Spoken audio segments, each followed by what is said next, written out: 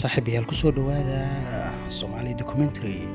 fadlan haddii ay kuu tahay marka kugu horeysay subscribe inoo saar gambalaalkana furo si ay kuu soo gaaraan muuqaaladeena ugu dambeeya xiisaha leh. mahadsanid saaxiibayaal, waxaan maanta idiin soo gudbinaynaa taariikh nololeedka aktarka caanka ee reer Turki ee loo yaqaano Kadir Doglo. magaciisa dhabta ah waa Abdallah Kadir Doglo. waxa uu ku dhashay magaalada Mersin taariikhdu markay ahayd 19 Abriil 1982, taa oo micnaheedu tahay inuu yahay 40 jir buura ah. aktarkan oo ay si aad uga daba dhaceen Soomaalida, gaar ahaan gabdhaha Soomaaliyeed oo aad u jecel musalsalada Turkiga,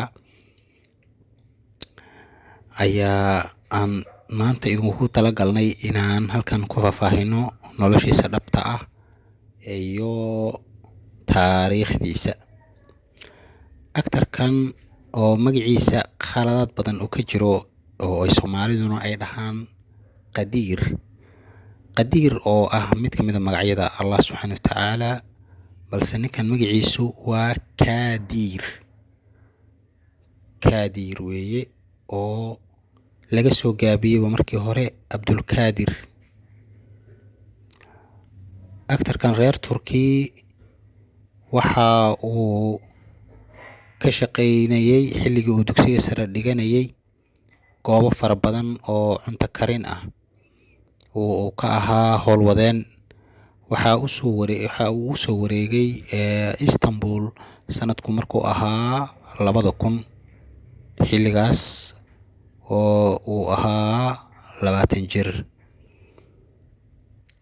waxa uu Turkiga amaba Istanbul ugu soo wareegay inuu wax ka barto jaamacadda Okan University. waxa uu halkaa ku bartay Hande Yener oo uu baray walaalkii Kamal Doglo oo ahaa nin model ah ama dharka xayeysiiya. kadibna waxa uu la shaqeeyay Hande Yener oo ah actress model ah. xoogaa yar ayuu la shaqeeyay, waxa uuna ka soo muuqday heesteedii ahaa music video oo Romeo loo yaqaano. kadibna waxa uu bilaabay in uu helo ballanqaadyo jiliin ah oo uu ku soo caan baxay heestaas oo kala qayb galay Hande Yener. aktarkan waa nin xaasla ah oo ma ahan nin doob ah, taasoo lama filaan ku ah gabdho badan oo aad iyo aad u jecel. waxa uuna qabaa xaaskiisa oo loo yaqaano Yeselhan. aad ayayna isu jecel yihiin, waxayna isguursadeen sanadkii 2020. waana actress caan ah oo dalkaasi Turkiga. actor Kadir Doglo wuxuu ka bilaabay musalsalada musalsalkii caanka ah ee Susukselar, oo micnaheedu yahay siraha dumarka, oo ah musalsal xamasho ah.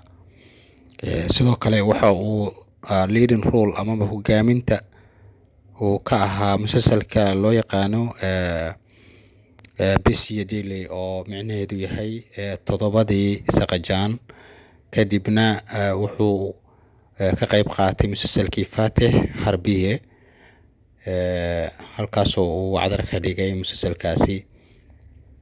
kadibna waxa uu ka qayb qaatay musalsalkii Muhtesim Yusli Kosem. kadibna waxa uu ka qayb qaatay Eken Coach Beren Saad. kadibna wuxuu ka qayb qaatay Bana Sefili Anlat.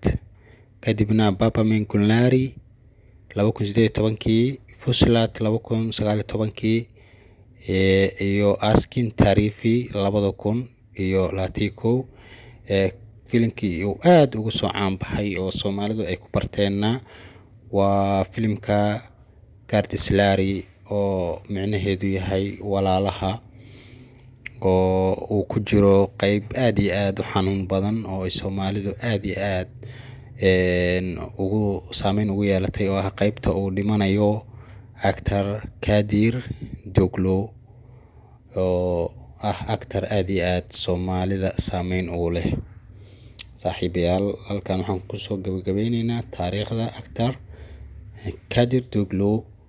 Waxaan idiin soo gudbinaynaa taariikhda actor kale. Fadlan ku xirnow Somali Documentary, subscribe saar, kambalelka furo. Adoo mahadsan.